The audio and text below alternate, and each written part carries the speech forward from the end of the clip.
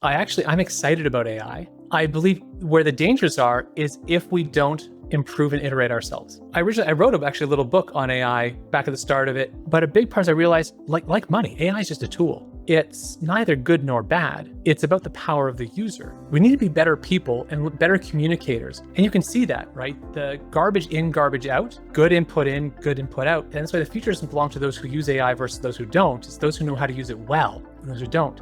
And those who know how to use it well is because they've learned how to communicate. I will actually coach the AI. I realize if it's not giving me the output I want, 90% chance, it's actually my fault. It's because I wasn't clear.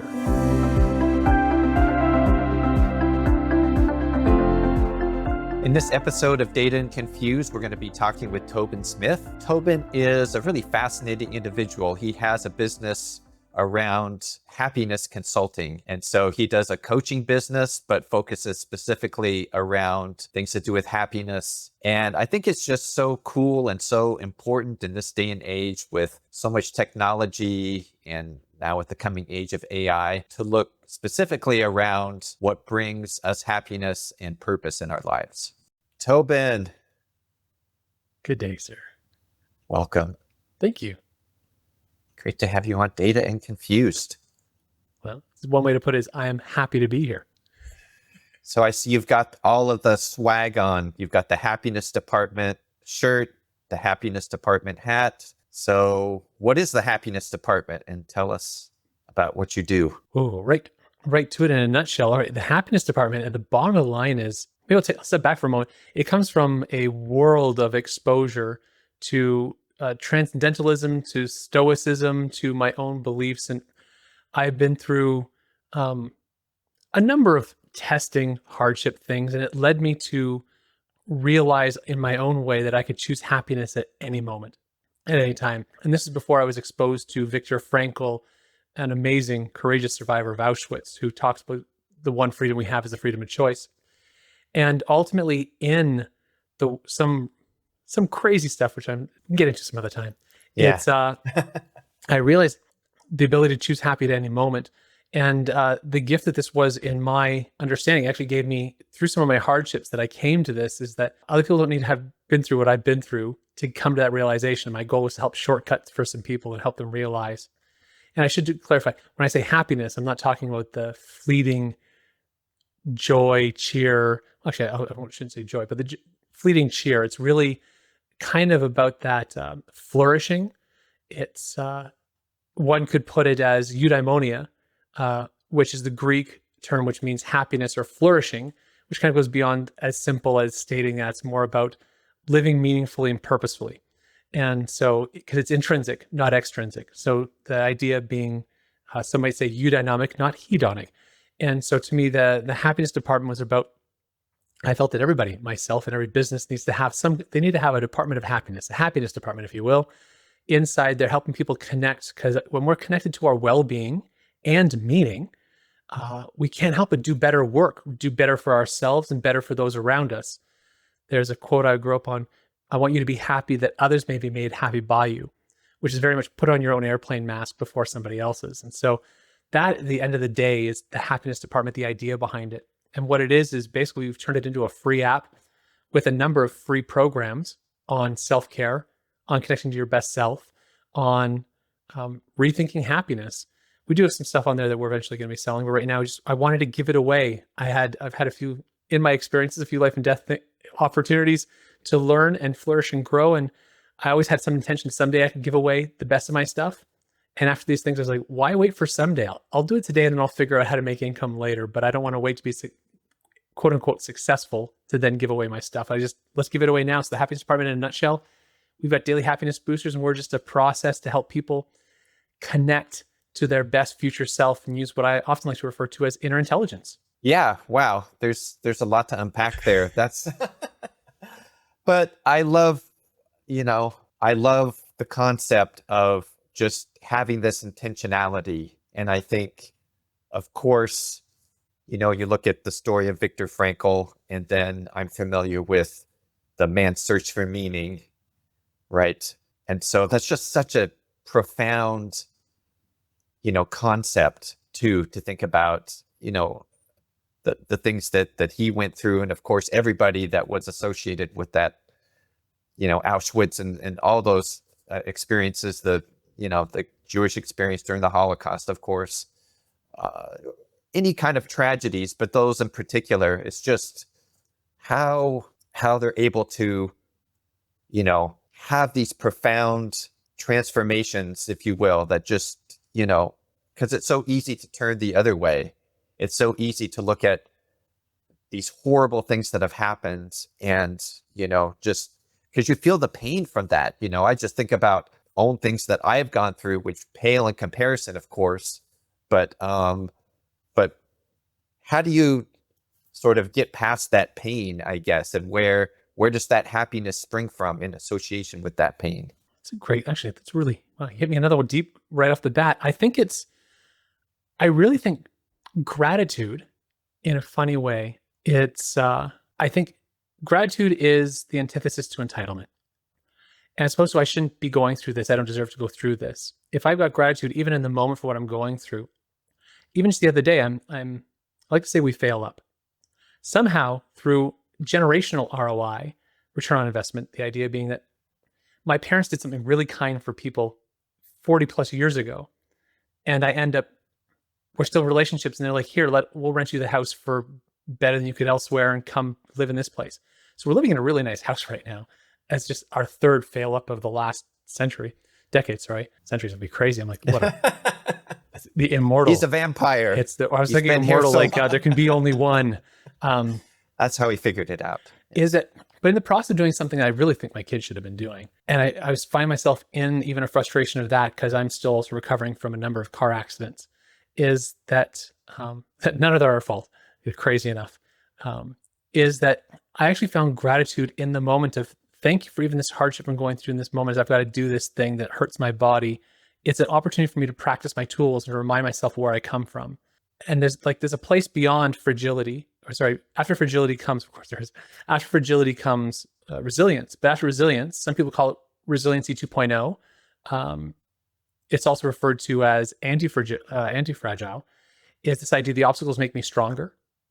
And in the obstacles make me stronger, I become thankful for it. Chris Prentice wrote this beautiful book, Zen and the Art of Happiness.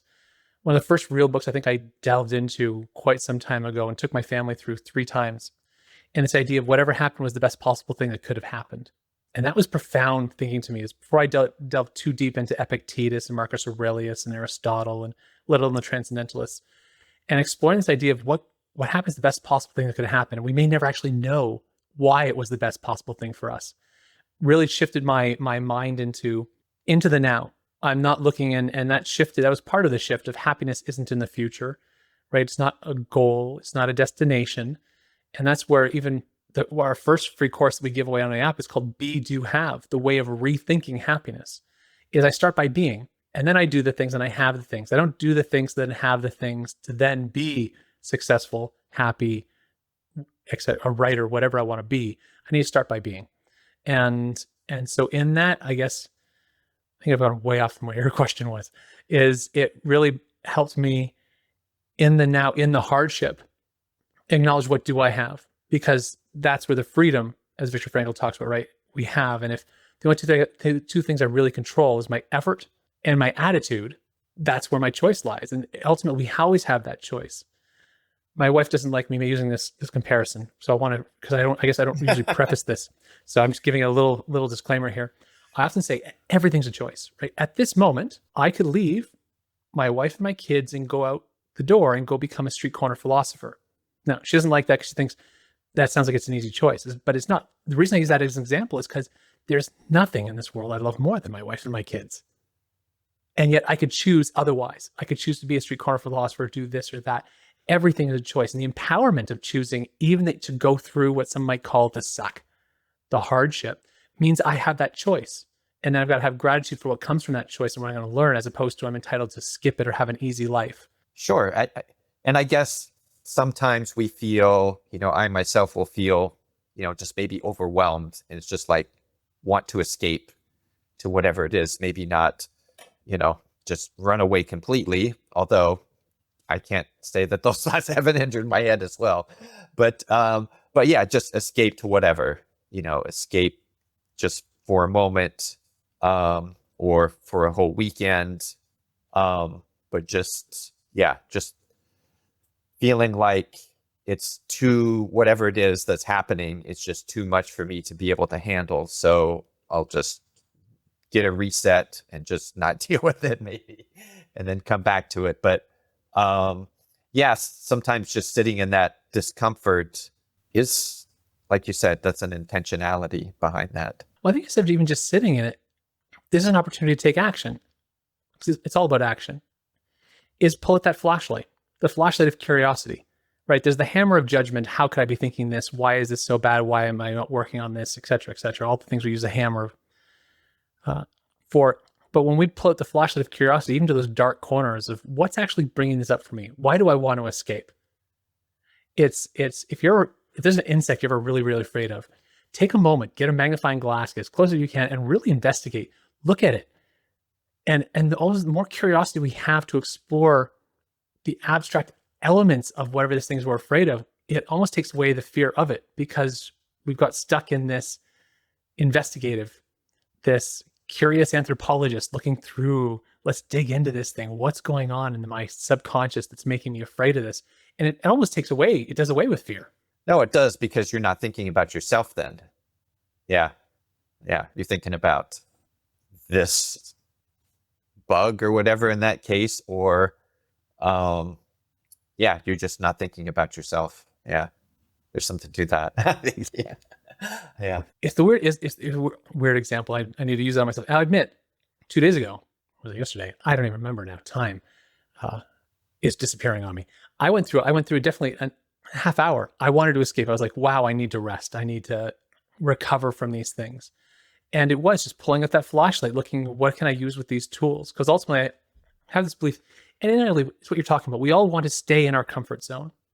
It's kind of part of the human nature. And yet, what do we also want? We also want a greater comfort zone. The thing is, when we try to move from our comfort zone to our next greater comfort zone, there's always another greater comfort zone after that. Those two don't overlap. We've got to leave a comfort zone to get to the greater comfort zone. That space in between them is difficult decisions, hard conversations, place for radical candor, removing self-deception. Some might call that space hell. And as Winston Churchill says, when you're going through hell, don't stop. So as we move from this comfort zone to that greater comfort zone, we have to keep that vision of where we're going to. Otherwise, as soon as that water gets a little bit cold, we want to go right back into the warmth, right? And so it's also the knowing. That's what clarity doesn't. I think I made a video about this 2 days ago, where I said it doesn't matter how quickly you climb the wrong ladder, right? How fast you go in the wrong direction, how right you do the wrong thing. And so we need to have that vision of what we actually want at the end of it. I don't mean an end-to-end goal, because I think we're playing an infinite game, but still even that milestone, making sure they're on the right path in the direction you want to go to the ever continuing horizon. When we're going to the horizon, you're never going to reach the horizon. You'll reach that spot you saw on the horizon, but by the time you get there, it's always further on. But we do need to know where we're going to make sure we're going up the right ladder, up the right tree or the right building. And that helps push us through. That becomes instead of willpower, then we have want power. We have that desire. We see that end. That's where kind of that moxie and grit push us through, knowing that's where the meaning, where the intrinsic happiness comes from. It's going to happen more and more, be boosted, because we're living in alignment with that. So do you work with like business professionals, entrepreneurs, business leaders, that sort of thing? Very much so. My wife and I actually used to run a high-end personal brand portrait studio. People would travel all around the globe to us, and their big question at the end was always, "These are awesome, but how can I keep working with you?" We didn't have an answer. And ultimately, we did some unofficial brand consulting. And I should say, when I say like personal brand, I believe personal brand is the story people tell about you behind your back. It's about living congruent. It's not your colors, your logo. We can help them with your brand design. Yeah. But your brand, your personal brand, is the story people tell about you behind your back. It's the congruence. It's your actions, not your words. And so we started doing this, and then we moved to Vancouver Island. We just had to leave the city, and the pandemic hit literally 10 days after we moved. And all of a sudden we couldn't have people into our studio anyway. So we moved full time into this thing. At that point, we called it the Business Growth Initiative. And a lot of people, I was dealing with people who run coaching programs for the government of Canada, the National Defense, and neuroscientists who work with actually the US Department of Defense, and doctors of philosophy, immigration lawyers. And ultimately, it was all around personal brand and around when to pivot, when to persevere. At one point, I asked one of them, actually, I asked one of the people who told me they worked for a high-end pharmaceutical, and they're running teams and management. And I was curious, these people are so diverse, right? Retired architects and pharmaceutical managers. And she said there was an element of spirituality is what we brought to business, which I didn't think about as spirituality. And we later broke it down a little bit. What seemed to be the spirituality was that around that intrinsic happiness that we're all connected. The South African phrase Ubuntu comes to mind, right? I am because we are. And that was that element. We brought that to business. And I realized, wait, from a business standpoint, essentially spiritual development is personal development, and personal development is business development, particularly when you're a personal brand. So I started working with people and helping them intrinsically find their deep meaning, even in jobs that they weren't enjoying at the time, how they could turn what they were doing into their Picasso, into their artwork and their expression by finding a meaning to something greater in themselves. And so, a fair bit of business. And then we ultimately, as we moved into the happiness department, I couldn't stop doing we called it the Unshakable Foundation program inside Business Growth Initiative. I had to move that over. It's I can't stop doing that. No matter arose by any other name, I want to still work with business people. We're going to bring happiness to their work. Yeah. I mean, I can see how it is all connected. I think specifically about coaching, business coaching, I've had different coaches down through the years. And I realized at the time it felt more like, for me at least, it ended up feeling more like therapy, probably because I needed therapy. And so there was an element of that I think, just when you're working one-on-one with coaches, I guess, how much of it is sort of breaking through these internal issues, these internal mindsets, right? Because a lot of the things that I experienced, at least around therapy, were around things related to mindset. I don't know. I mean, is it more business oriented, or does it depend on the person you're working with? Sorry, which part? Just the coaching in general? Yeah, the coaching in general. I mean, does it feel like you're being a therapist half the time when you're working with people, or do you specifically try to focus on, like you said, growing the personal brand, growing the business components? There are definitely times where it feels a little therapist-like, and I always make sure that people know that's, and I'm happy to sit here and just be a voice for you to hear. But also, I guess my approach is, even for what I do, technically, I'm certified in a number of coaching modalities, but I like to refer to coaching as a verb, not a noun. I believe that you're a coach. Anyone who does coaching could be seen, if we want to noun them, is a coach. And so that aspect, actually, one of the first discussions I usually have when someone starts working with me is, where do we bridge this between, I believe when someone's coaching, they're asking you questions for you to come up with your truth and your answer. If you're a consultant, I'm going to suggest to you the things I think you should do, and you can take them or leave them. Classic Bruce Lee, take what's useful, reject what's useless, make up what's uniquely your own. And so ultimately, although it's coaching, a lot of even what I usually refer to what I do is a guide and trusted advisor. As a guide, I know I'm not the hero. I'm a hero of my journey, but I'm the hero of anyone else's journey. My goal is to be the Obi-Wan Kenobi to their Luke, Leia, or hopefully not their Anakin. But from that aspect, it's about wearing many, many hats, to be a partner that's just not invested, not making the money that you get to make off the idea. It's both being a coach and a consultant and a friend and a listening ear. And reflecting back is a big part of that. That's where the coaching part sometimes just to help them come up with a question. It is just asking questions, reflecting back there to find their own depth and clarity. Yeah, and I think having frameworks, I guess, to work through in that way can be helpful. And I just wonder, in the case of coaching, that how because it seems like sometimes there needs to be a transformation that takes place. Sometimes it could be just maybe an obstacle. It's like, okay, I have an idea, I have this successful business, and I'm just stuck on this particular thing. Help me through this thing. And then you can help them through the thing through your coaching. And it's more of a a tactical play, I guess, sort of thing. But then other times it can be something really big and something that they're just not seeing at all, whether it be a business opportunity or just an approach to things. How often do you see that play out where rather than just having them overcome a small obstacle to make things grow, it's more like, wow, we just totally shifted what we're doing and now we're doing this instead. And it makes sense to do that because of the coaching. How often does that happen? I'd say, I mean, that's the goal is every session. I used to say like, they don't pay me for the hour. Sometimes we'd stop if they had an insight or really did a big, deep insight, a transformative insight. I'd be like, I know we're only like an hour and 10 minutes into this 2-hour session, but we need to stop, put the time somewhere else. 2 insights aren't going to help you. You need to go take action on that one insight, because we don't learn from action. We learn from reflection on action. So we need to do rapid iteration to then be able to learn. That's what we refer to as the transformational learning loop. Why don't we learn from action? Well, because we're in the middle of the process. We're in it. Even if we're in the process, I mean, you can be in the action still learning. You're reflecting. So a baseball batter goes up to he hits a long shot. Not sure if it's going to be a double. He could be reflecting on where's he going next, but he'd also be reflecting on how he hit it. So he's reflecting in the action, but it's still past action that he's actually reflecting on, and he's going to learn from. Because when we're doing it in the now, we're not actually able to reflect and learn and improve. And the point of the reflection is the improvement. So that's why we learn, act, reflect, share, grow. Learn, act, reflect, share, grow. It's kind of that transformational learning loop. So often we fall into the habit, even in school, my kids are going through this right now, the read, remember, regurgitate, which will only do so well when they finish school and they don't need to read, remember, regurgitate anymore.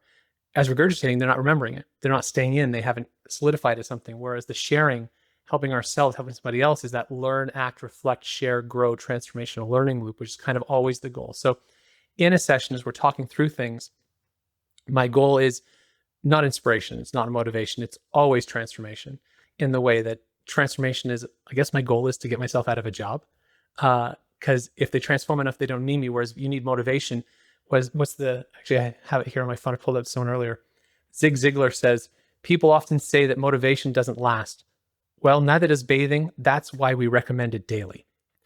And so to that end, transformation, you don't need that daily because that's not the same thing. Yeah, motivation can be, I just need my cup of coffee, because now I'm motivated, off I go, but maybe I'm not working on the right things, or I'm just unsure about how it all fits together and that kind of thing. So what's the best piece of coaching you've ever received? I don't know if I can put it in one single, sum it up in one single thing. But I think one thing that I found is just being able to rely on other people, rely on my team, and trying not to do as much myself, and kind of letting things go. And, as I'm trying to build a company up, there's like, okay, I can try to guide people and say, okay, this is the direction I think we're going, and this is the way I think we should do it. And I know more because this is my field and stuff. So I'll tell you how it needs to be done. Go do X, Y, and Z. But I think, I don't know if I'm kind of rambling here, but I think part of it is letting go and letting the team kind of struggle and figure some of those things out themselves. And, the outcome will be maybe a little bit different, but they came at it their own way and became invested in it their own way, and just kind of, just sort of letting them do that and not meddling. I think that's the best bit of coaching I've got. Neat. It sounds like a mixture of both trust as well as surrendering. The result will be what it'll be. I trust that they're going to learn from this and they're going to do the best they can with the tools they have. And so it's a mixture of both trust and, so what a neat gift to be given that you got someone helped you find a way to trust your team and to release, surrender to whatever the outcome might be, knowing it can be fixed. That's just a finite problem, and let's aim for failure. Yeah, when you're trying to grow a company, I think you have different kind of goals, financial goals being one of them. And so I'll have an idea in my mind, okay, we need to hit these milestones. We need to do these things in order to reach that. And some of them we reach and some of them that we don't. And it's just kind of a natural part of, growing in business and whatnot anyway. But at some point I realized it's just like, there's no way that we can hit these things without just the team needs to be able to do a certain level of that on their own.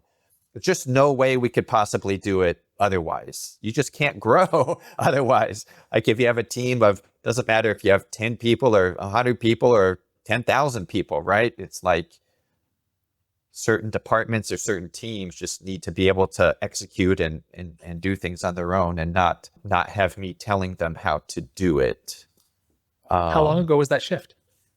Boy, I think it's a constant shift. So I think, but yeah, it's really over the last, I would say, couple of years, especially.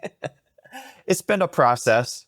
I think I'm still, tend to be, I get in trouble for meddling sometimes. Just like, stop meddling. Just let them do it. It's always an iterative process, right? And right now, I think right now there's no better way to describe it than a trust recession. There's a trust deficit and a trust recession. Well, aside from, look what AI is doing, what people are posting, aside from what's happening in governments on both sides, in Canada and the US, globally, people aren't doing what they said they would do. And that's even coming out of pandemic, the last 5 years. Now people are posting stuff. You're like, you don't even know if this person's actually this person saying this thing. We've got to double check, and almost like we need a Snopes live video. Was that Will Smith eating spaghetti? I don't know. And so because we now mistrust all those things, and if trust is like the foundation of human virtue, well, we're missing a foundational base here that's required. And what does it take? So even that you're building on that versus trying to find in the first place, it sounds very beautiful that yes, there's going to be things, it's an iterative process. You're going to lose trust. And as we say to our kids, trust is hard to earn and easy to lose. My wife refers to it as the trust jar with the kids. When you break that trust jar and you got to put all these trust marbles back in, it's broken. How do you actually put the trust marbles back into this jar? Let alone if it's cracked or you've dumped them all out and you got to put them back in one by one. And so whether you break the jar, you pour out your trust jar, it takes a long time to earn that. Yeah, it's like the boy crying wolf, right? So you got some people will maybe say make a mistake, and there'll be some trust issues related to that mistake. But then other times will be like you were saying, it's just people are saying one thing, you're doing another, you just don't even know what's real anymore. Yeah, and we think about, I'd say the majority of marketing. There's a book called All Marketers Are Liars, which I thought was a really fun title. Yeah, Pardon? Seth Godin. Yeah. Fun title. Yeah. I didn't quite get what it meant at first, but it was a good title. Like, they're all liars. Not all liars. Maybe there's people who do it well. But I realized the basis of marketing, 80% of the advertisements that happen on TV have one main theme over and over again. And that's that you're not enough. But you are enough. You're not enough for the social construct, what they want to profit from you, what they want you to do to buy more, but you are already enough. And so the basis of marketing is to convince you need what they have to be complete, which changes that. That's why we convert needs to wants. It's okay to want things. We're also told you shouldn't want things. It's okay to want things. Just know that you don't need it. There's very simple needs and you are already enough. And that's, I guess that's one of the main themes we also talk about a lot, the happiness department, is you're enough. You can want more. We can be content and strive for better, for more. And that's, I think, any business, when we don't put profit over people, when we put people over profit, I like to refer to it as the profit third model. It's people, planet, profit. So I'm pro-profit. People are like, you're not for profits? I am 100% for profits. We need money to do the things we need to do. In fact, good people with good money is where houses of worship, schools, hospitals, social and economic development projects come from people who have abundance, who have more than enough. So I'm for profits, but never at the expense of the person or the planet. And so often we try to market the short term. Well, if I trick this person to buy now, I'll get a bunch of money right now. Okay, but you're going to lose money in the long run. They're going to have buyer's remorse. They're not going to share a market. But if you put the person first, make sure you're never profiting off their disadvantage. We're building longer form legacy businesses, which again, personal brand, what people talk about you behind your back when they speak well about Patagonia, right? When they speak well about businesses that put people and the planet before the profit. they end up lasting longer and making more, just not in the short term. So how much of this is driven by, you're talking about marketing and people feeling the need for things versus the want of things. How much of that is driven by, I guess, in some ways, our own innate sense of self-worth? I think you nail a lot of it right there. It's the self-worth. It's actually the program we're giving away right now to the first 1,000 people on the app. It's called Life's Little Blueprint. And I made this program because at one point my wife was complaining. We'd done a program. I love the going through all the self-developed personal development books. And there was another one that we tried following, even marketing. We tried following their marketing program, which also, I love learning. And we followed them step by step. And at the end, she felt like a failure because we did their exact process, but it didn't work for us the way it worked for them because they were the exception, not the rule. Even if it was the other way around. Everyone keeps teaching this one size fits all. So we created a program that only asks questions, taking the Socratic method. I believe there's 9 pillars in life. So what is the Socratic method? What is the Socratic method? Yeah. Well, I'm going to back up on that one just for a moment. Okay. Basically, the bottom line is asking questions. There's a questioning process. Socrates, of course, Socratic being Socrates. In the program, I believe there's 9 pillars of life, 9 pillars of purpose. Starts with character, then intellect, health and well-being. We get into profession, of the purpose behind your profession, purpose behind your material existence, behind financial prosperity, behind relationships, love, and spirituality. And I take them through a question process to first define what's your philosophy in this area. Then what's your vision of that philosophy? Then because you need to have a vision. You need to know where that's going, right? So but first, what's your philosophy? What do you believe to be true, the universal truths in this? Then what's your vision? What's your why? Why is that vision important to you to achieve that? Then what's your action plan? Because of course we need an action plan, right? An idea, vision without action, it's just a dream. And then finally, we don't stop at action plan. I'll finish each of the 5 sections is embodiment. What one thing can I do incrementally here today that will help me make it so simple it would be impossible to try to do, right? And so ultimately, through these 9 pillars, the goal is to help people find what do they want in these 9 pillars. Not need, but what do you want? And in that, I say, I've almost lost myself here. I'm so excited about it. I get, when people, it's, as you talk about what they need is they realize how much of the wants are. And now I'm kind of giving this a bit away here, but, and then yes, what you're going to do, what is the Socratic method? Is that they can't, when we realize what's truly important, when we stop and really reflect internally, we can't help but realize we're all connected. So ultimately what I'm going after, my ultimate thing, even for financial prosperity or my ultimate purpose and goal to embody love is it all contributes to, I have a phrase I like to say in a lot of my videos, together we flourish. It is that we're all connected kind of idea, right? And so that's ultimately the goal. Now through this, it's not just, hey, what's your philosophy? What's your vision? What's your purpose? What's your strategy, your action plan, and what's your embodiment? In each of those, that's where we're asking those Socratic questions. They're questions to stimulate critical thinking. And so as we're kind of going through this critical thinking and we're arriving at the deeper, this is where the inner intelligence comes in. What we know to be true. I believe we're born in this way. And it's more about unlearning than it is about learning and asking, what do I truly know to be true? Not the mimetic desire, which is, for those unfamiliar with mimetic desire, we want because other people want it. What's wanted for us. It's not what we actually want. So I see my neighbor having the iPhone or the newest car, and I want that because he wanted it, not because I actually want it, but I saw how much he wanted it.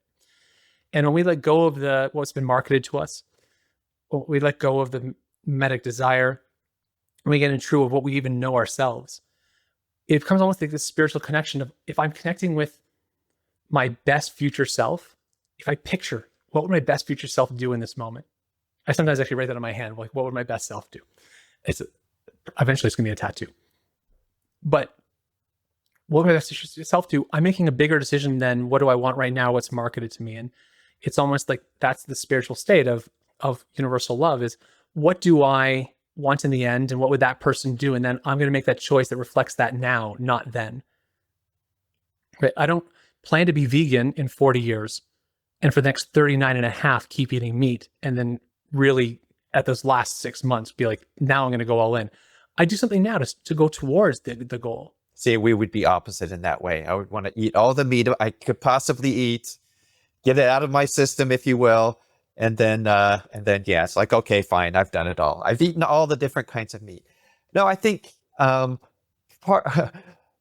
back to the marketing part there as well. But I think,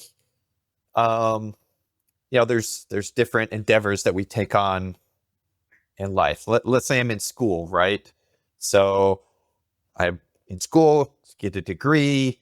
I'm in college, so that's my goal. And so I imagine there'll be a certain amount of happiness that I will achieve after reaching that degree. And I know there's going to be some hardship. And then this semester in particular, these are the classes that I'm taking. So you can kind of just envision, this journey that you're taking, right? And these are the milestones and things that you're going to do along the way. And you will have tests, you have to attend the classes, you have to do the homework, and you kind of have this different rewards that you're getting along the way as you're doing this, but you can sort of see yourself going down this journey, right? So there's things like that.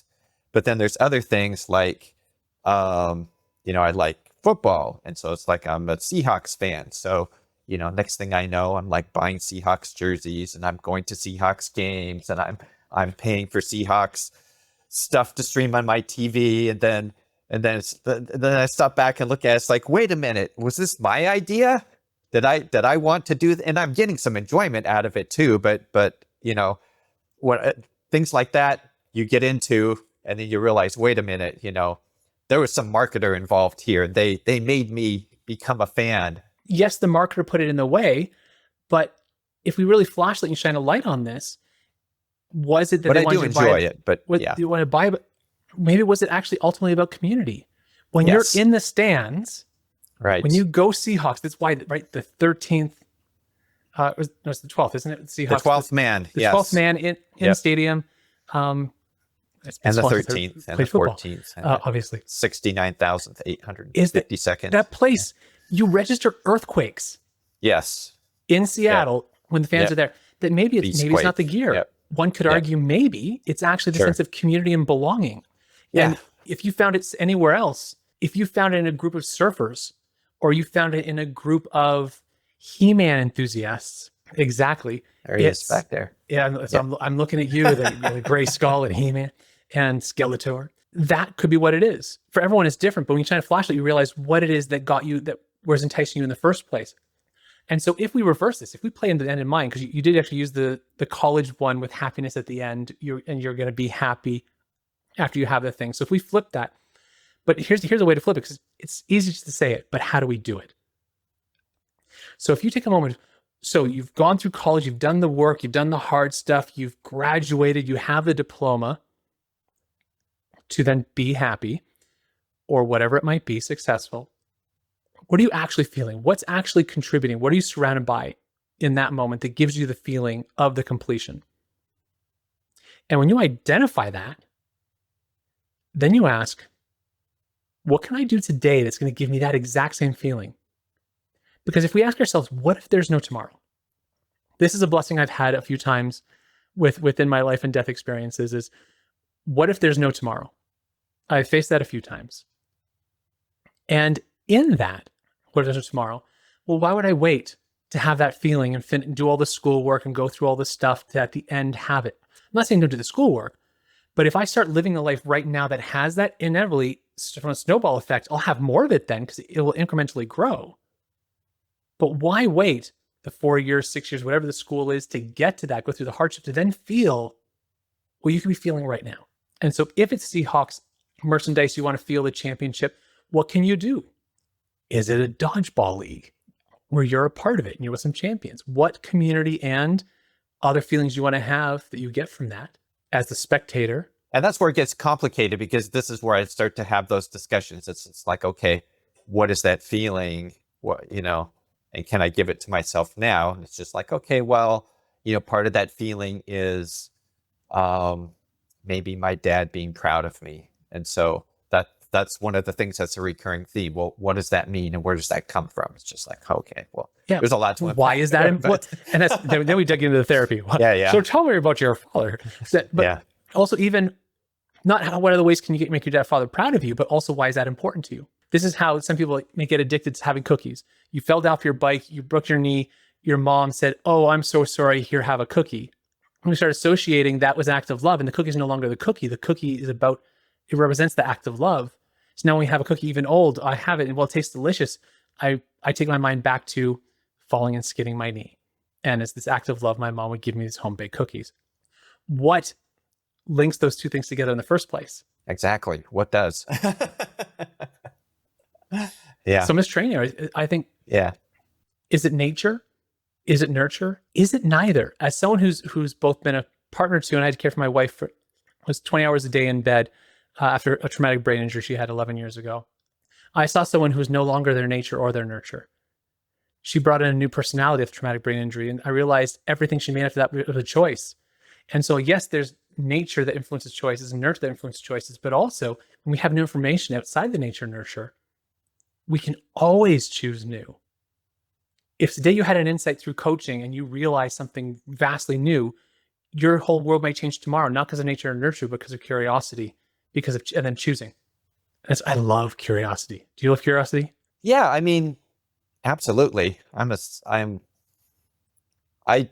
study physics in college, right? And I'm always like going off on all of these weird rabbit holes about particle physics and all sorts of fun stuff like that. So yeah, I'm super curious about nature and art and music and all this sort of stuff. And yeah, I myself typically go to the extreme on some of these things too.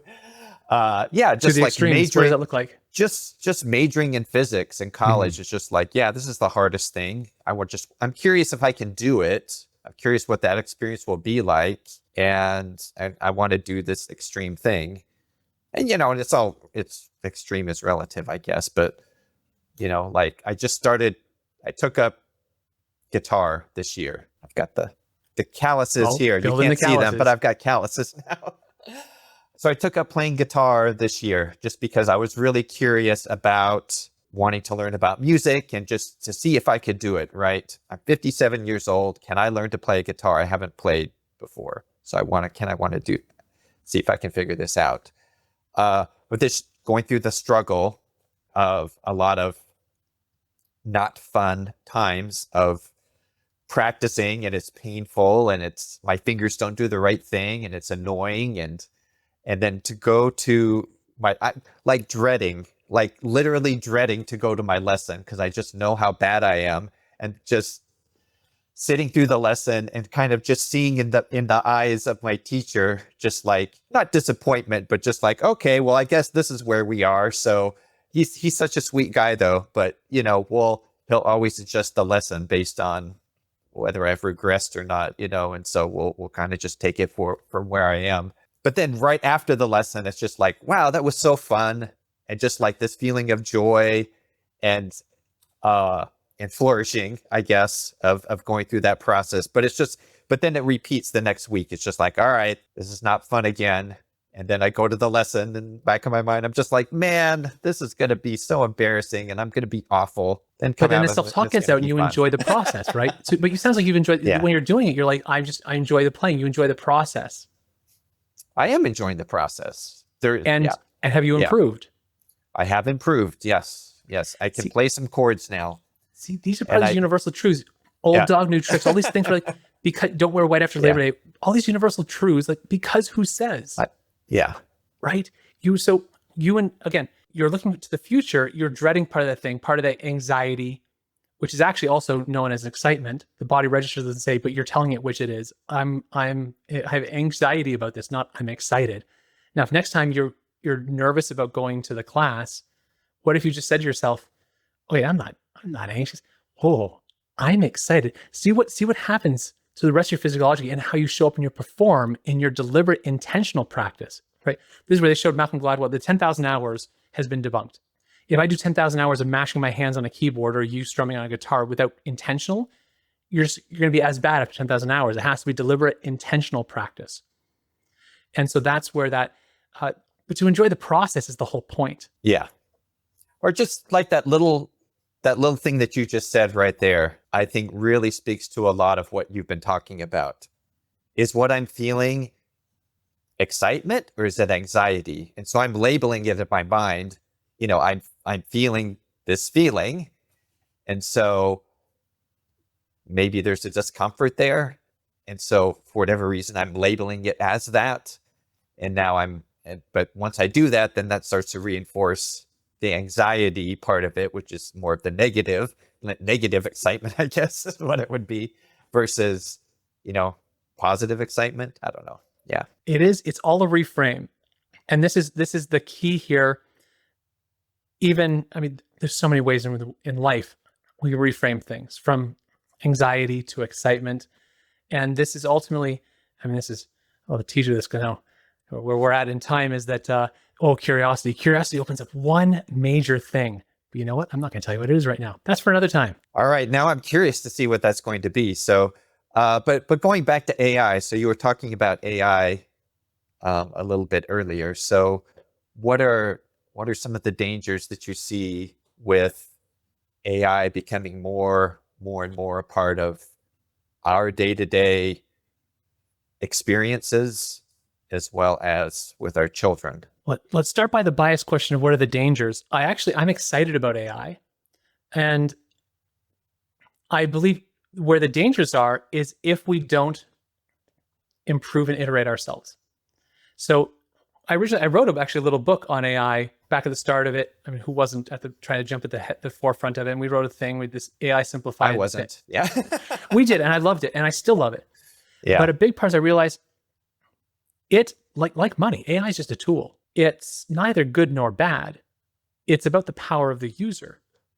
And this is a big part of what led us to actually close down for a while the Business Growth Initiative and our AI simplified, because I realized I need to help people better. We need to be better people and better communicators. And you can see that, right? The garbage in, garbage out, good input in, good input out from the AI. And that's why the future doesn't belong to those who use AI versus those who don't. It's those who know how to use it well and those who don't. And those who know how to use it well is because they've learned how to communicate. Even to our children. I use the same tools I use as a parent to AI. I will actually coach the AI. I realize if it's not giving me the output I want, 90% chance it's actually my fault.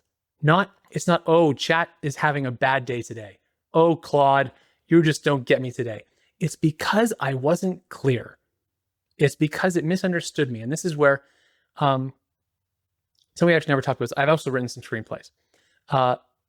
In my screenplay writing days, my filmmaking days, I actually just finished another one last month, which I'm really excited about. I love red ink. Red ink being like when the teachers would give you marks back. Because red ink means there's one of three things red ink meant to me. One is they were right and I need to change it. Two, they're wrong, but it's because I didn't explain it well enough. And so I need to change it. And the third is they're not my audience. Why did I give it to them in the first place? So when GPT gets it wrong, I look at, is it wrong? Or is it because I didn't explain it well enough to get the output that I want? If it's giving it too many M dashes instead of Oxford commas, what did I not explain that way? And yes, sometimes it just refuses to listen like a child. But how can I coach it to be better? Some people say if you threaten it, your output is exponentially better. Isn't that crazy? But I can't do it. I like the AI. I'm like, I try to use kindness. I hope threatening it with kindness and stern. I know you can do better than that, GPT. Give me better versus I'm going to destroy you if you don't give me a better output. They say that. There's been a few times. Kit Kat used this in one of their marketing. Was like, there was a time, I don't know if it still is relevant. I haven't measured the outputs. That if you said take a break and then answer this, your outputs were actually significantly better by asking it to take a break instead of just rushing into it. I'm sure there's so many like little Easter eggs type that in AI, but like you mentioned, you're coaching, but you mentioned coaching the AI rather, but you know, you're actually coaching yourself, aren't you? Because you're teaching yourself how to talk to it. Because Absolutely. it's not going to remember what you said. Well, Like, now it does, yeah, but that too. but to that memory, but not to, but yeah, right. To that extent, I am learning from reflection, not action. My input apparently sucks because the output sucks. So what can I learn so that my future prompts are always better? This is the first time when I learned the whole act as if principle. Not just the book, but the actual act as if. When I told it to act as if you're a world-class marketer, act as if you're an anthropologist who's specialized in this, all of a sudden my output. Act as if you're a subclass marketer. It was so specific. Yeah, and it is. As if all marketers are liars and you're Seth Godin. Yes. I would be curious to see what those different things would be. Act as if you're just an average marketer. Nothing special. Just, you're just trying to pay the bills kind of marketer. Give me something. Oh, the stuff that it will. I've played with even these extreme things. Like, people do the one where they say, if you wanted to destroy society, what would you do? Have you ever seen these people do these videos and they ask GPT, if you wanted to destroy society, what from the inside out, what would you do? I have not seen those, no. It was going on TikTok for a while. A lot of people were posting this, and it was like, it talked about making people disbelieve themselves, disconnect and create division. It went through the top 10. Now, the next one you can ask it is, what would you do? And I really appreciate this one, was what would you do to save society from this result? And it gave you something really neat output. But now it's all depending on the quality of how you ask it, but it can imagine both of those. But now here's one of the tricks. Here's something a lot of people pay attention to with any of the AIs. It can't future, it can't imagine, right? It doesn't have that. This is when people talk about it's missing the soul, what's missing. I can't ask it, what's the world going to look like in 30 years from now? All it's going to answer based on past material of other people's visions of it. So it's amazing at telling us how we got here. It cannot tell us how we're going to get there. And the whole concept of what got you here won't get you there, it doesn't know. And this is where the human touch is so necessary. And it's part of the exciting part to me. Let's help me understand how I got here, but because only I can picture where we're going to go from here. I let it set up the arrow, but I've got to take it the rest of the way. Yeah, that's interesting. And knowing a little bit from a technical standpoint, being more the physics, and technician sort of person, I hear people talk about, even people who were some of the early creators of AI, like anthropomorphizing it and saying it's conscious and all this sort of stuff. And I don't get how they get there, because all AI is literally you take a bunch of balls and you drop them in one of those things that, it comes down and it makes a bell-shaped curve. That's what it is. It's just, there's a lot of those balls and a lot of things dropping down, but that's literally all it is. It's just a statistical process that takes place. That's it. It's just, it's a mathematical, statistical dumping out of tokens. It gets it wrong so often too, right? Like, I think on my phone, I'll go into my phone and I'll start typing in a text and it wants to autofill. It tries to auto-suggest what should be my next word. And I'm like, right. Maybe 30% of the time, one of those three is the right word, but so often it's not. That's all it is. Yeah. Yeah, it's autocorrect on steroids, basically. Yeah. So... And the joke I make is what does GPT and God have in common? They both just want to make us happy, which is why what prompt do you not put in that GPT or Claude say, well, now you're onto something. We're really flowing here. What you've got is a great idea. Like, yeah, but was it? Was it actually, please challenge me? Which is a whole nother prompt set. When you actually ask it to be like, the world, actually I use this one, a variation of this one. So, the world will not improve. We will not get better if all you're doing is agreeing with me. Please push back where necessary. And I even give it some types of how to push back on me, because I don't want an agreeable GPT. Because otherwise I'll go down a roll thinking I've got someone telling me in my silo that I'm right. Everything I'm thinking is brilliant and genius and fantastic. And like a participation-driven person, I'm getting excited about all the things that are good. Then if I show it to any critical thinking person, they're going to be like, dude, really? Yeah. Red mark, red mark, red mark. Yes. So what happens now when we are unleashing this on schools and our children are using it to help with essays and tests and stuff like that? I think the very first part, and it's the harder part, people, again, greater comfort zone, don't always want to do the hard work. we need to teach them to be better communicators. So they get better output, but also so they know what they're doing with it instead of the copy and paste idea of what they're taking from their. I got two children, one that likes using it for my two children, one that doesn't use it so much, or uses it resistantly. But when they saw some things we did, they would never use it to write something. But at one point, my youngest came to me saying, "Dad, why are we learning about old white dead men from old white from old white men?"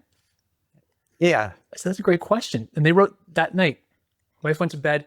My youngest stayed up till like 11 o'clock at night writing this essay that she wanted to take into her teachers. I said, "Now, before we take it in," because GPT was just out at this point, I said, "Are you okay if I feed this to GPT?" And we gave GPT an act as if history major, anthropology, et cetera, et cetera. And we said, here's from this 11-year-old girl who has this point.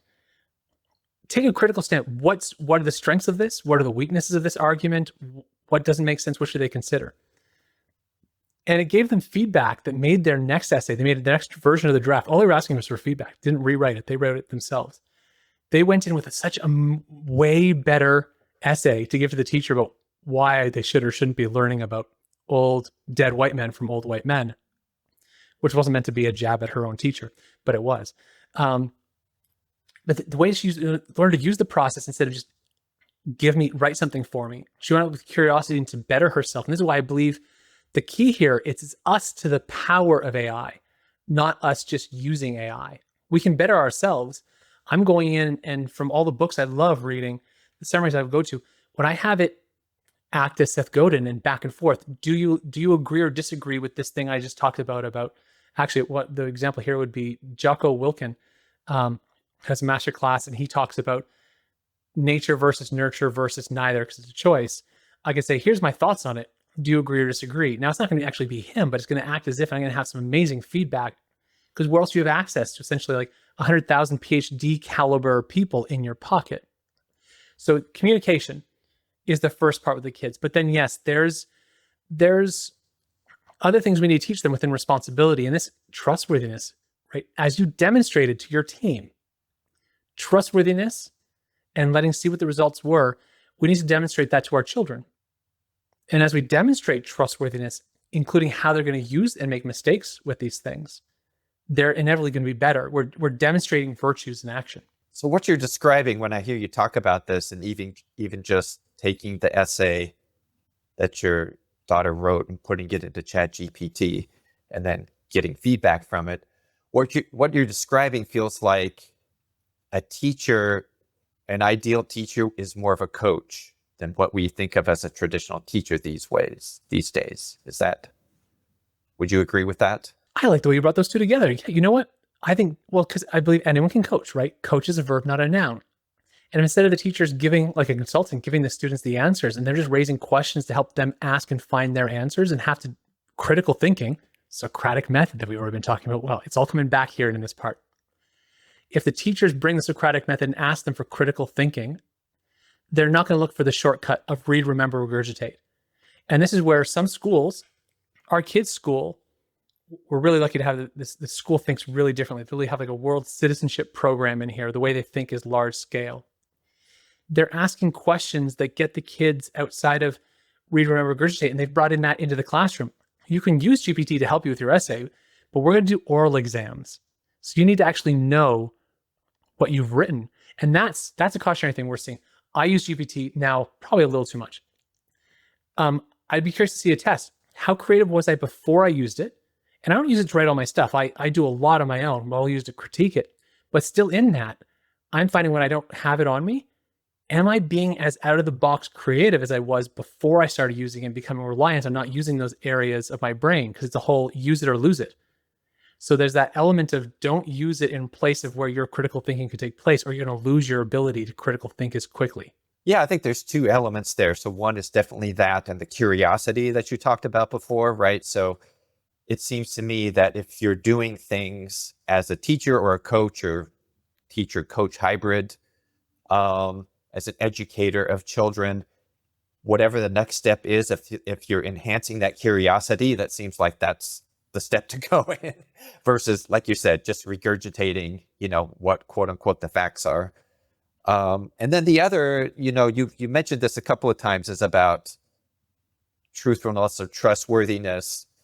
And I think this is going to be key at some point in the future where, I mean, you can, I don't know, use the blockchain or something like that to quote unquote prove you wrote something. But, there's going to, at some point, just going to be a personal integrity, just where people just show up and say, yes, I wrote this. And just because you trust me and you believe in my integrity, you don't have to question it. It's like, okay, you say you wrote this yourself, then I believe you. And that's it. I think that's going to actually have to be more important, because without it, what are we going to do? We're going to have everybody put something in the block. I don't know.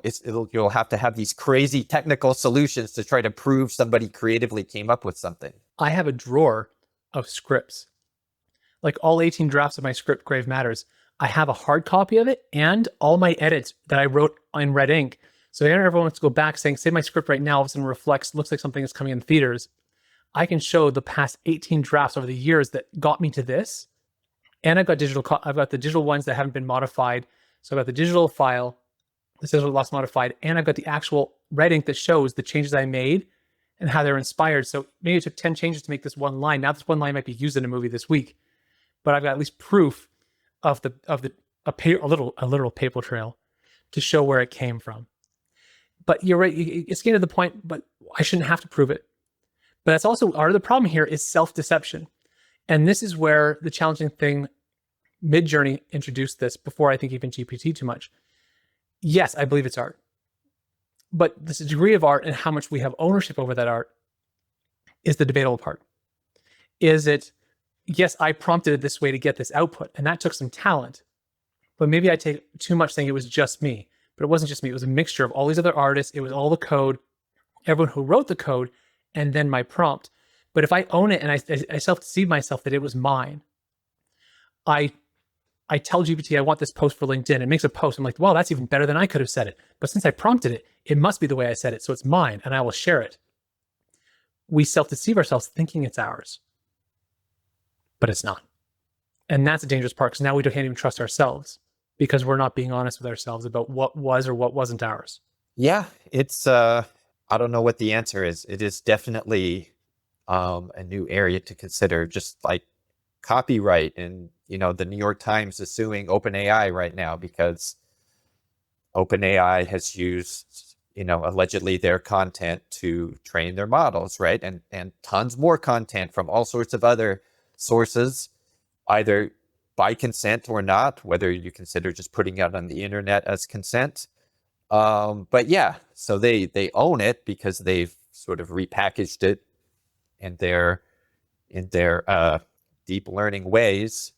But who owns those ideas? Does Socrates own the Socratic method? Like, do we have to attribute it back to Socrates? Does Marcus Aurelius own the Well, if we let go of all of that, someone was quoting the other day. I heard them quoting something from Alex Hormozy, and I was like, wait, I know he works with Tony Robbins. He got that, and Dean Graziosi. He got that from Tony Robbins and Dean Graziosi. Who they didn't. It wasn't theirs either. Tony got it from Jim Rohn, but it wasn't Jim Rohn's. Jim Rohn's is just reiteration of 1936 from Maxwell Maltz, which it wasn't Maxwell Maltz. I read this previously by like a snippet version of this written by Ralph Waldo Emerson back in like the mid 1800s, who himself was both a studier, a person of religious faith who's done a lot of academic stuff. And I know there's variations of this done by Epictetus in his Enchiridion book. So as soon as we try to own it, and so I actually have a hard time with all the TMs, all of stuff. I get that there's a time to put a trademark on something because you're worried about someone so in the happiness department, there has been a few years after we created it, someone else has created a happiness department with a very similar logo. And they're right up there in the searches that we're at. I know they created it after. I know there's brand confusion because people come to me saying, is this person work for you? Because I found them on the happiness department too. So at some point, I do need a true trademark. We're in a bit of a process to figure that out, because also it doesn't feel very happy to shut somebody else down. Despite that I know they modeled part of, or at least it looks like they modeled part of it after us. But when we try to model these things, even movies, everything's made better. If you allow musicians to other people sample your stuff, we get to make better and we get to evolve it versus that. It's so finite. This is mine. I thought of it first. What domains? I want to go buy, I tried buying 2 domains yesterday and one this morning. People want $13,000 for them because they thought of it first, not doing anything with it. They've got no idea what to do with the IP. But because they thought of it first, or because they had the opportunity, had the money to go buy it first, they sit on it.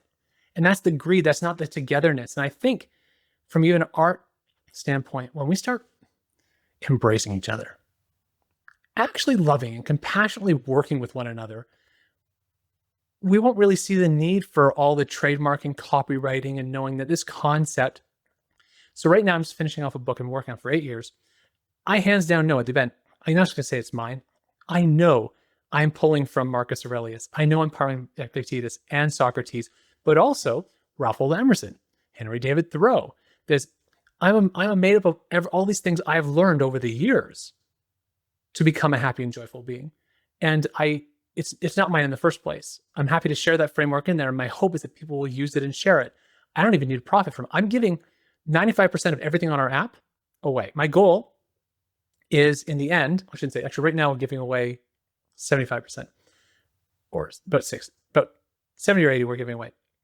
My goal in the end is to only actually, even with all the stuff I'm giving away for free, is I need to really succeed and pay my rent and pay my team well, I need 3 to 5% of people to buy from us. I want the other 95% just take it, go it, share it, live better, be better, put people over profits, help each other. That's it. If someone's misusing your framework, that's where I get the trade, because we're not trusting them yet, because they're not being trustworthy. But if we start by how can we be trustworthy, how we use GPT, how our kids use GPT, how they watch us use GPT, we're leading to this better society. Yeah, and I think that comes back to the personal brand element, at least, that you were talking about when we first started talking, right? That ultimately, if I know I can trust that the things that you say, because I know who you are and I've worked with you or listened to you or just got to know the kinds of what your process is like, who you are as a person, what your integrity is. I think all of those things roll up together. And I feel like in the age of AI, that's going to have more currency. That's going to be more important to have. And maybe I'm wrong, but I'm it's wishful thinking, at least, because I think that people will crave that more. What do you think? On the whole thing? Or what do I think about the specific part of it? I mean, just that wanting a person to know that the thoughts and the things that you're sharing they're uniquely come from Tobin. This is a Tobin thing. He doesn't have to TM it, right? He may do it for his own reasons or whatever, but just hearing from people, hearing from authentic points of view from people rather than from AI, I think, so thank you. I think we use the word hear from other people. So actually, our portrait studio reached 6 figures without a lot of marketing. It hit that by people saw the photos. They didn't need people to tell them how amazing the experience was, even though people actually came for the experience more than the photos. They saw the result. When I first started doing what essentially is the coaching, I think it took 3 years of actually doing it and filling out my program before I finally made a website. I didn't post online, I didn't market it. I didn't traditionally do that. I acted. Essentially, do what you said you would do and do it better than you said you would. How else does that create trust? So people who came to me said, I don't know what you do to stay happy or to do what you're doing, even with what you've been through, but I want the Kool-Aid. I want whatever you're having. I want some of that. And that's where we actually taught it inside our program. It was called I'll Have What She's Having Marketing. Inspired by the When Harry Met Sally line, right? Where Meg Ryan has the fake orgasm. Rob Reiner's mom says, I'll have what she's having. There was nothing except she saw an experience that I want that. I want to be and experience that. And when we do what we said we would, and we do it better than we said we would, that becomes our personal brand. People don't say he spoke really well, but then he never did the thing. And this is why I believe in let deeds, not words, be your adorning. If I belch If I belch at my table, but I tell my kids don't belch at the table, which are they going to do? They're going to do the one I did, not the one I said. And that's that power of influence. It's actually the second free workshop action class we give on the app. Is called the 4 spheres of influence and the power of proximity. The fastest way to change is who you surround yourself with and what you surround yourself with. The best way to change is connecting with your best future self. But the fastest way is what you surround yourself with.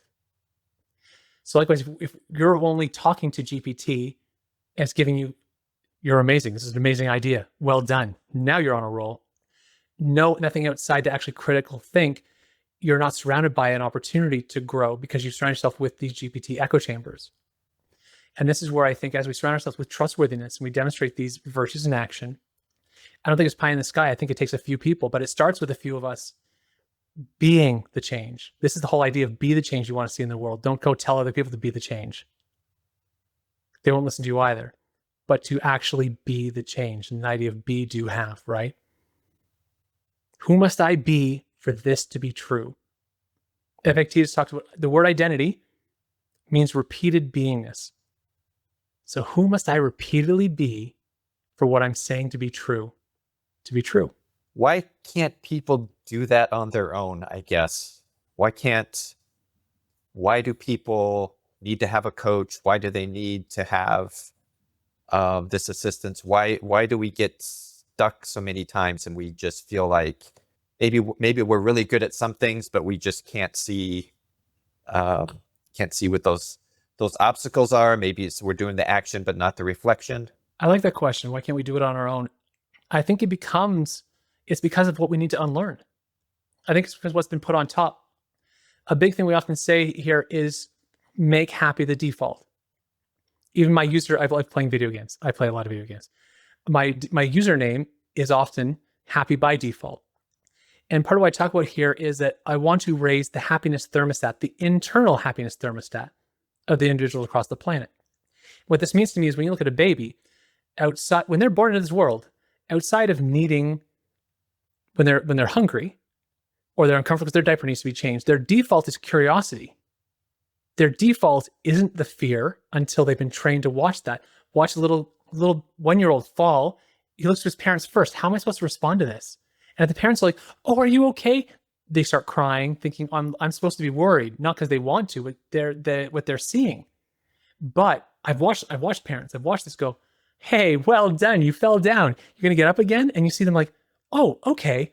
Curiosity and excitement and enthusiasm come in, and this is that we need an individual because we've already been trained so much, even from our loving parents. What they taught you was because of what they learned. It's all passed down. And this is when we get out of the because they said, because who said. We get out of the social construct and we look at what's true for us. And often we need the coaching because we're so weighed down with the unlearning we need to get rid of. We just need someone to help get on there with a shovel and pull the stuff off from on top of us to realize we're already complete. We already have these answers and we can be this and choose this without the mimetic desire, without the social construct, without the status quo. When we actually dig into what we want. And I think we can do this on our own. So I offered Life's Little Blueprint. It's a self-guided course now. We're actually writing a book that's going to be the core principles because I'm being really honest, I made it a little too long. The course is good. I think the course is good. Even this rundown, I made a long version of the course, and Sarah, we had some people try to go through it. I literally mean try. We had like 1% who actually succeeded going through this book. She's like, through the course. And it was a cohort. How long is the course? When I originally did it was like 35-hour thing. When we had to all do it together. It was deep, but you're doing deep dives into yourself. Like a boot camp. It was over the course of 8 weeks. Everyone's like, I love this, but this is too deep. I couldn't go through this deep and with this much material. So I boiled it down. So it's on the app now. I've recorded it. What was 5 questions are now 3 questions in each section. My Socratic questions are even less to get to the point. And now we've boiled it down over the past few months. We've boiled down to the core principles where it's like even less questions. So if someone could take themselves through it starting here, then go to the app to go deeper, then join the cohort if they want to go deeper. But I wanted to boil it down to what's really simple to go through because some people on their own. Now, if they want to go through it with us, they pay more. That's how my business model works. I'm giving away for free without access. Sure. The more of my time you're going to have. Yeah. We're going to have these discussions. You'll pay more. But I believe Be of some benefit to every person whose path you cross. There's no asterisk there. It's not be of some benefit to every person whose path you cross that can afford you. Be of some benefit to every person. So I've made something free if they want that support. So I've made stuff that people can go through it one-on-one, but it is still self-coaching even when they take themselves through it. What I'm next working on is after you have your answers in Life Little Blueprint, I want you to be able to put those answers into a GPT and actually have your best future self GPT reflect your answers back to you and help make you consistent decisions with what you've decided is important to you. How many people have you encountered that have done that exercise in some way, shape, or form before that? Thinking of what their best self is. I'm surprised at how new it is to so many. I think I operate sometimes in too much of a silo myself within my own clients, within my own coaching group, within our own mastermind that we run. This is called the collab, like collaboration, because it feels like everyone knows that language. But then all of a sudden I step outside. It's like, I think everyone in the world knows about a Vitamix. I love my Vitamix. I've gone and sold so many Vitamixes. I get no money from it, but I love it for our smoothies. Is that the blender?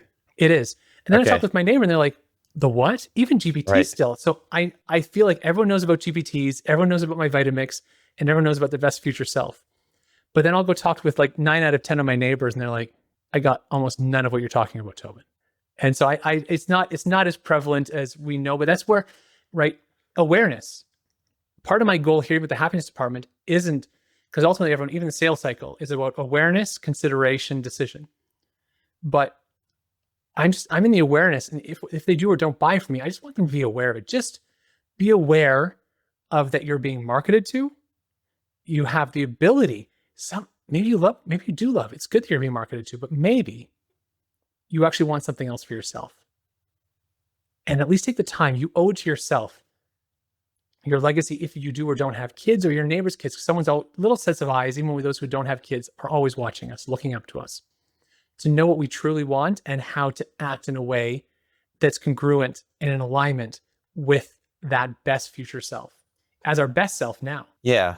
And I think if you have kids, especially, maybe not everyone it won't resonate with everyone to say you owe it to yourself because, people may have different reactions to that. But I think if you think of how this will help other people in your life, especially if you are a parent, then for me, at least, I would say that would hit home harder. Be like, yeah, I do want to be better for my kids. Right. I like that you put that there. Yeah. I guess for me, again, this is wording to me, when I say you owe it to yourself, is the idea of, I think there's nothing more selfish than keeping ourselves to ourselves. When I go out and I'm a happy and joyful being, and I've anchored myself at night in the morning, I'm more likely to hold the door for the person, right? The gentleman just yesterday who with a walker, I knew he wasn't gonna be able to even reach the handicap door open. So I was like, I'm not in a rush. I'm gonna go hit every one of those so the door's wide enough, or because I couldn't hold both for him. Would I have done that if I hadn't anchored myself? So I had to be my best self to then go be of service to somebody else. So whether it's to our children, that's where I think the owe it to yourself is in the connection aspect. I owe it to you for me to be my best self, to me. So I do owe it to me, but for you. And that's that kind of oneness. Is it okay if I want to go back a little bit? So you've been through a fair bit of coaching yourself. I would say, yeah, I've been through on and off. Just I've always felt that I don't know what I don't know, especially running my own business, right? I feel like, and so I'm always curious about learning and trying to, overcome the obstacles that that one encounters as an entrepreneur. Yeah. Which is actually, it's okay if I revisit the curiosity now. I joked at the start that I want to come back to this. This is where to me the curiosity comes in. Yes, as an entrepreneur, we wear so many hats. Yeah. And sometimes it's scary to wear so many hats. But this is where the curiosity plays so many roles. I think there's nothing braver than being curious, if we're actually authentically curious. And that's hard because there's a couple of ways you can be curious. You can be authentically curious, like you say, which could be that whatever idea that I had, I have to be open to the possibility that was actually a bad idea, or it's just not the right time for that idea, whatever. So if you're authentically curious, you'd be like, yep, I'm really going to look at this from different angles and be open to the possibility that this isn't a good idea, versus I'm only curious about the things that I need to do to make this thing work. And that's where I typically come into it, is like that. It's like, okay, I need to make this thing work. I'm running into this problem, so I'll bring in an expert here, or for myself, a coach, because I feel like I'm just not able to manage the different challenges that I have. For me, that's a bonus, or maybe I don't know if I can. I think if I can always take that extra step to be that purely curious and to be that authentically curious, as you say. Yeah. Well, I think It's I love hard. that you defined the difference of curiosity. I think there's a difference of questioning something versus actually being curious. Questions are important. Yeah. They're not the sole element of curiosity, right? Okay. What do you mean by that? If I'm meeting with a flat earther, there's more of those around these days, which I don't understand how that's discovering this is a thing. And which, if growing up in listening to rural this, Idaho, that had never came up. I never once encountered in rural Idaho, which is not the most technologically sophisticated place that one could grow up in. Never once did flat Earth ever come up as a thing. Yeah. Anyway, go ahead. But to this point, right? At some point, it did. You came to an area where it does, and I mean this with due respect, even anyone who may be a flat earther listening to this. If I'm curious, if I'm authentically curious, okay, I'm not giving a 50-50 chance that they could be right, but I have to be open, even 5%.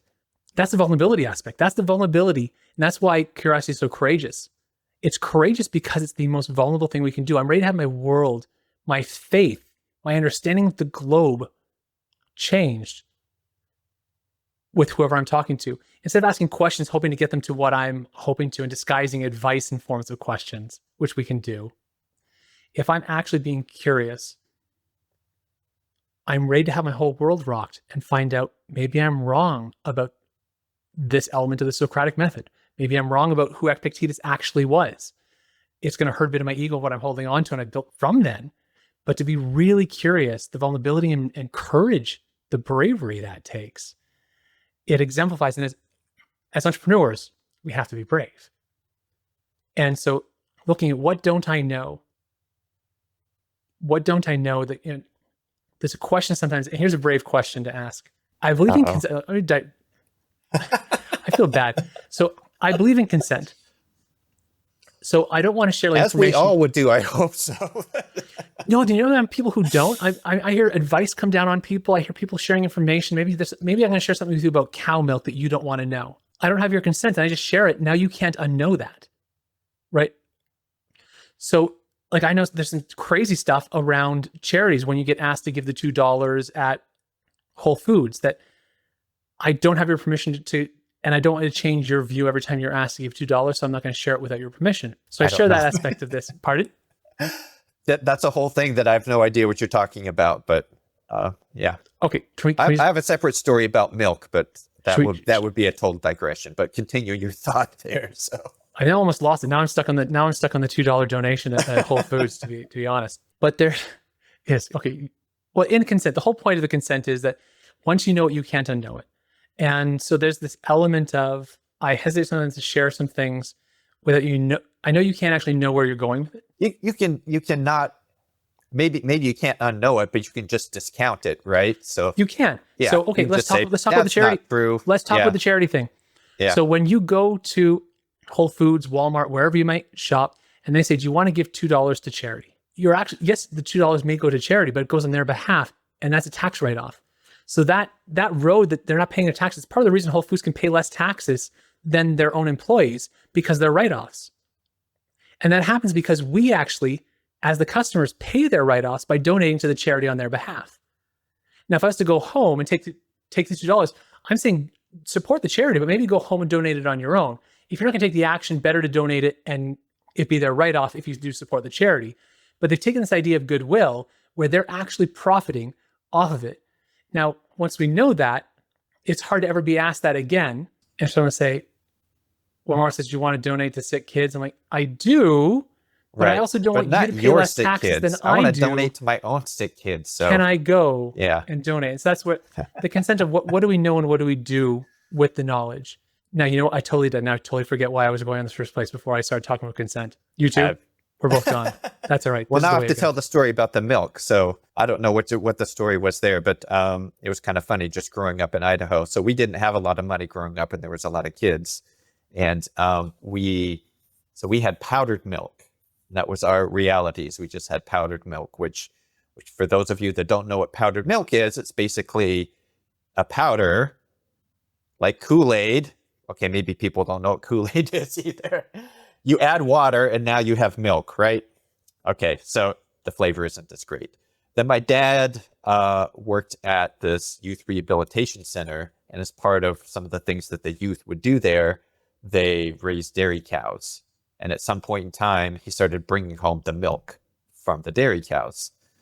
And that was just amazing because we went from powdered milk to milks straight from the cow with the cream on the top. So we'd get these big tins and we'd pour it. I remember pouring it onto the Cheerios. There'd be these big lumps of cream on top. And so we could never go back to powdered milk after that. So It's amazing how it's changed, right? This is what the whole landmark. We were in Vancouver Island for a while. We had a cow share where we actually got the actual milk, made ice cream out of it. And it was, so I was like, my wife said, this reminds me of the milk when I was like 8 or 9, which milk hasn't tasted like this since because of all the industry's changed some stuff. There's numerous things that I'm unfortunately aware of now. and now they're like, don't even drink milk. Why are we drinking milk? It's so weird that there's milk. Why is there milk? Yeah. A little bit. I've unfortunately gone down that well a little bit in my optimizing myself and stuff that going, okay, I get the taste and the flavor. But isn't that funny how often, actually this is going to come back to talk about ice cream and these things. So often we choose those 4 seconds of flavor instead of the 4 hours of digestion. And how often we choose the finite over the infinite, the short term over the long term. I'm more concerned with my taste buds tasting this thing for the next 4 seconds than how I'm going to feel digestive wise for the next 4 hours or day. Now you're just making me feel bad for taking that handful of chocolate chips that I didn't need to shove into my mouth last night. And yeah. But Those these are 4 decisions seconds, though, that was great. and these decisions we make as marketers, as Yeah. business owners. Am I after the win right now? And is it going to sacrifice the health of my business body for the next week, the next year, or the next month? Is my business going to be, pardon the expression, on the toilet for the next day because of what I'm consuming right now as a business? And these are decisions we got to make and they're brave. Sometimes choosing the long term, choosing people over profits is hard. It is not easy. It's worthwhile. It is meaning over purpose equals contribution to something greater than yourself equals to the power of happiness. You're like, whoa, that's a bad mathematical equation, but still, these hard choices come from curiosity and they come from character. And this is the root of our character, right? This is why it's the reason in Life's Little Blueprint, the very first of the 9 pillars we go through is character. Decide who you will be and be such. Who must I repeatedly be for this to be true? For my business to succeed and contribute to something larger than myself, because not just for me to financially prosper, but because it does a real service to people. Your podcast shares information. You bring curiosity. You bring people together. You share tools and insights for them to be better. Your service oriented is for other people. It's a planet stewardship. Those are some of the people who I work with when my one-on-one coaching is the two. One is action takers. The other is people over profits. And the third really, which follows under that one, is planet stewardship, looking after the people on this planet first and foremost, because together we flourish. Yeah, and I think telling the whole story behind things is important in those regards so that we understand even how some of these technologies are made. Like people don't know, Microsoft came out with its own chatbot several years ago called Tay, which when it got put on the internet became horribly racist and weird and, had to be taken down and became, just a running joke because of that. So these new companies, so OpenAI with ChatGPT, for example, wanted to make sure that absolutely that didn't happen. So, but what did they do to do that? They had to do some content screening using real people.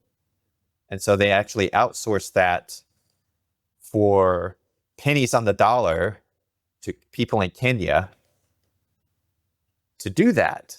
And so they had to look at those equivalent things, right? And rank them and tag them and create this whole taxonomy around this horrible content. Abusive content, sexual content, whatever. There was a price, the fact that ChatGPT doesn't output the things that Tay does was a price that was paid, and there was a human toll that was paid from these people in Kenya that did this, right? And a lot of people don't know that. Yeah, and so I think, I don't know. There's, not to make it political, but I think these are the kinds of things that people, when you talk about being curious, I mean, there's fun things to be curious about, but I think there's also it's important to understand just the history of these things, and especially now we're in the middle of it. It's just this stuff is really going to take off. Just try to educate yourself, I guess, and try to learn about all the components here. It's not to, make them look bad or demonize them or anything like that, but just know this is part of this capitalist approach to how they're putting their product out into the world. And if you were to have your own equivalent AI type thing, how would you tackle these problems? How would you do it in a planet first way, a human first way, in a way that's, respects the dignity of people? I think that's a valid question. It comes back to transparency, because trust is transparency. I'm having this problem right now in my own marketing, because I don't want to market. I'm trained in, and I know how to market like everybody else. I know how to apply the biases, from sunk cost biases or sunk cost fallacy to anchoring biases, et cetera, et cetera. I don't want to do it. I refuse to make artificial countdown clocks, et cetera, et cetera. But people are so used to it that when I'm trying to give my stuff away, people keep asking, but where's the fine print? How are you actually going to profit? They don't. So I'm actually I've literally written a video. I'm going to make it this week. It's my transparency video that's about, here's how I actually make money. I want you to know how I'm going to profit from 3 to 5%. And the other 95%, I'm not going to ask anything from you. You don't need anything. But people are so skeptical because of the trust deficit that without transparency, they keep wondering, you say you're different. But I keep hearing from people who keep telling me they're different, then they do the exact same thing to cheat me, fool me, try to get me to sign on the dotted line, putting their profits over my benefit. And it's that transparency. And when we let go of the sunk cost fallacy, knowing we had to fail, these people had to pay these prices, but here's the price that got us here. Here's what happened in Kenya that got us here. Instead of hammering ourselves, let's shine a flashlight. Why do we have to go through that process? Why was it required? What are the benefits of it? How can we make amends for that? We have this Truth and Reconciliation that happened quite a number of years here in Canada with the Indigenous people. People got up in their arms that we were even still celebrating Canada Day on one of the days. And I was part of this committee. We'd already planned it before the initial proceedings had happened. But what they didn't know is I was actually part of it. I was invited to come. I was inside the Longhouse, and I got even photographed part of the Truth and Reconciliation matters. It was amazing. It was very touching. There are 95 acts. And you ask anyone who come here where they're up in arms about that we're still hosting a Canada Day on this day, while there should be doing stuff for the Indigenous, can you name me one of the 95 acts? Do you know how many of them are completed at this point? No one knew. We didn't share. They got too ready to be outraged instead of actually studying what are the actual facts here and having transparency on what do we need to do and what's our actual responsibility. And without being angry at myself, holding them, whatever ethnically I may be partially responsible for this. If we can let go of that, what can I do to help heal us and move us forward? And again, that comes back to the oneness. Mistakes were made. But if we first address the impact, not the intention. That's if you ever get stuck with cancel culture, you say something on the podcast, people want to cancel you. Don't start by addressing that wasn't my intention. First, apologize for the impact it had and then explain the intention. But we need to address how it affected them. And I think with the transparency, with talking through people, helping them understand that we see them as humans. And there's an amazing man in Malaysia. He's a criminologist who I've gotten chance to work with a number of times. He talks about from the criminal, it's because they see this person and say worth 48,000 or worth 12,000. They have commoditized us, just as marketing has. Criminals have both commoditized us. But when we stop that and we see each other as people, we see the oneness with love and compassion. All of a sudden, we can't commoditize and be like, well, I'm going to benefit and I'm going to mess them up and screw them over to go get a few bucks. And I think that's part of it as business owners. We demonstrate that in our business. How do we put people? We become that. My Big Fat Greek Wedding. I love this example. Small little movie. Don't have to like it. Just know that it was made for very little money. It made it to the movie theaters and it stayed in the top 10 in the movie theaters for like 14 weeks, kind of like American Beauty. Word of mouth, people just loved it. It was exceptional. It made $150 million kind of thing in its theatrical run for this little movie made for less than 10 million. All of a sudden, everyone tried remaking it. They made their own sequels, but all of a sudden, other people trying to make their own versions of My Big Fat Greek Wedding, thinking they could commercialize the success. But they can't. They're trying to commercialize what was an authentic piece and moment. But it started with someone being authentic, having a movie they wanted to make, a romantic comedy, still done for low budget, which is really hard to do. So if our little businesses, your entrepreneurial ventures, those who are listening to this, my entrepreneurial ventures, we demonstrate that success can happen without artificial countdown clocks. Success can happen by putting people first. Suddenly, even if they don't mean to, some of the big companies are going to try to replicate our process because they're going to want our process of making money and succeeding. And inevitably, as their byproduct, they will put people first and it will become the new process of business. Wow. That's optimistic. I like that. Well, thank you so much, Tobin. This has been such a wonderful exploration of, I had no expectations about exactly where we were going to go with this, but this has been just such a treat to hear about your business, your approach to curiosity and happiness. I feel like I could talk with you for hours on end, and I definitely want to talk to you again. But thank you so much for making the time to talk with me today. It was my pleasure. Thank you for inviting me. Yeah, I know we didn't even touch it. I'd love some time to talk. I love tranquility tax and success tax, two taxes that are really important to pay for our well-being and our success. That's, yeah, if we could. Tranquility I guess tax. Oh, yeah. Yeah. The paying a tranquility tax has changed my life and made some big sacrifices outside it, but always for my well-being. But that's for another time. But thank you for having me. I really enjoyed I can't believe this time's just flown by. And I got so many curiosity. I want to know so much more about you, my friend. Well, we'll talk again soon. So I appreciate it, Tobin. Thanks. Thank you. All right. Thank you so much for tuning in to Data and Confused. I really appreciate you listening. Please go ahead and subscribe as I get this podcast off the ground. I have a lot of amazing guests planned, industry experts and thought leaders from the tech and cybersecurity world. So look forward to seeing you in future episodes. Thank you.